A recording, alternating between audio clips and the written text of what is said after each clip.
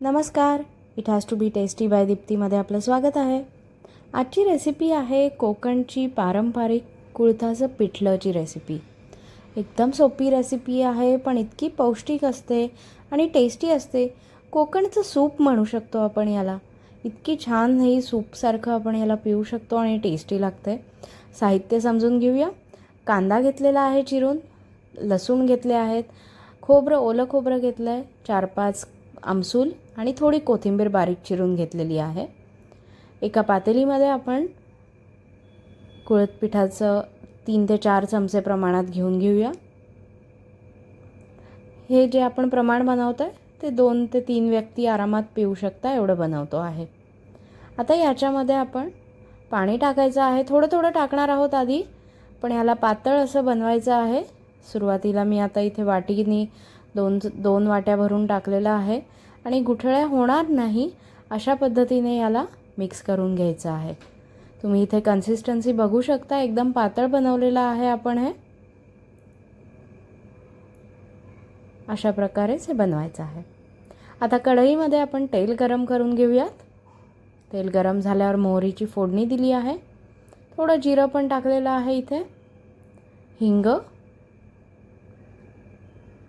इथे गॅस बारीक करून घेऊन बाकीचं सामान टाकायचं आहे.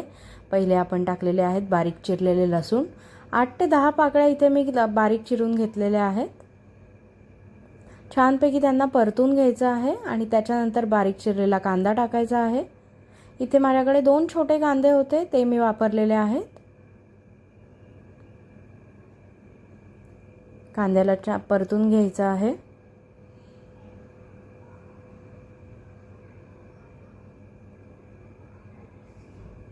थोडं आपण एक झाकण ठेवून थोडं कांद्याला शिजू द्यायचं आहे.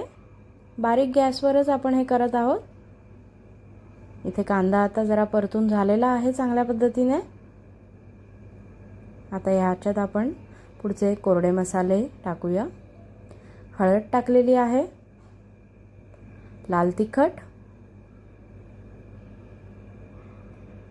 आणि याला परत आपण ढवळून घ्यायचं आहे.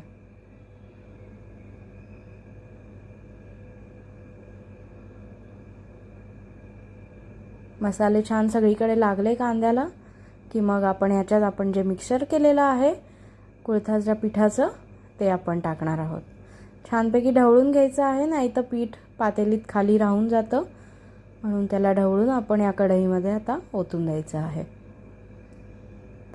हे लगेच घट्ट पण व्हायला लागतं, त्याच्यामुळे थोडं ढवळायचं आहे आणि मीठ टाकायचं आहे. एकदम पटकन होणारा असा पदार्थ आहे.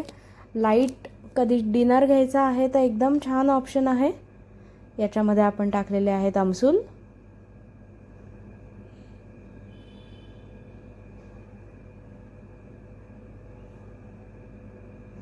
याला आता असंच आपण शिजू द्यायचं आहे आणि मग शेवटी याच्यामध्ये आपण ओलं खोबरं जे आपण वाटून ठेवलेलं आहे ते टाकायचं आहे.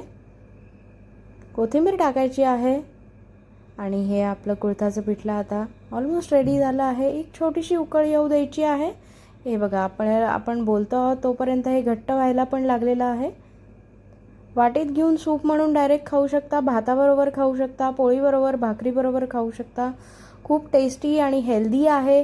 नक्की ट्राय करा ही रेसिपी. आम्हाला कळवा तुम्हाला ही रेसिपी कशी वाटली, तुम्ही ही रेसिपी कशी बनवता. अजून काही रेसिपीसाठी सजेशन्स असतील कमेंट बॉक्समध्ये करायला विसरू नका आणि माझ्या चॅनलला सबस्क्राईब करायला विसरू नका. थँक्यू.